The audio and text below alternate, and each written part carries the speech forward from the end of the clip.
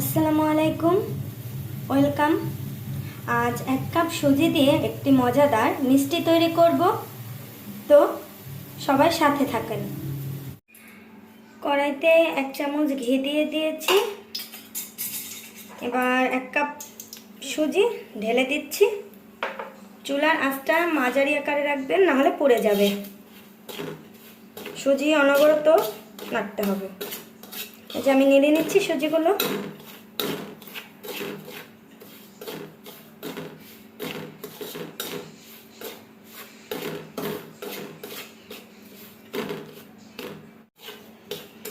নাড়তে হবে, নাহলে পুড়ে যাওয়ার সম্ভাবনা থাকে।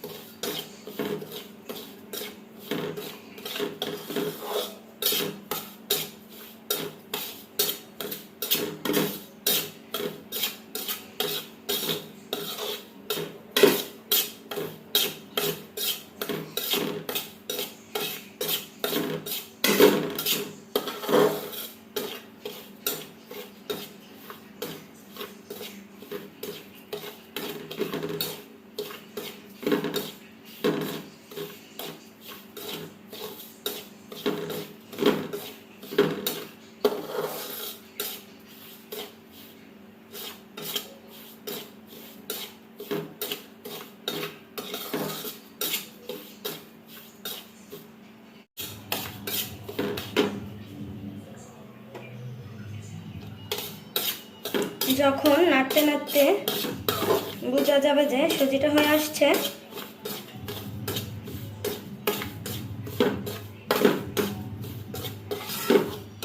তখন আমি 1 কাপ মিল্ক অ্যাড করব।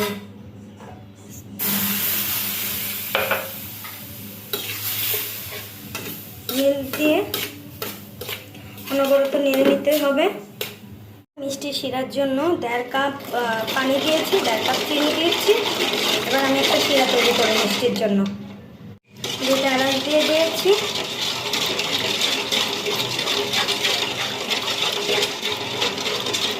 শিরাটা হয়ে গেছে, আমার নামিয়ে নেব।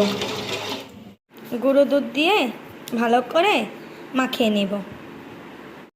মিষ্টিগুলোকে শেপ দিয়ে নেব। এই যে আমার শেপ দেওয়া হয়ে গেছে, এবার তেলে ভাজবো।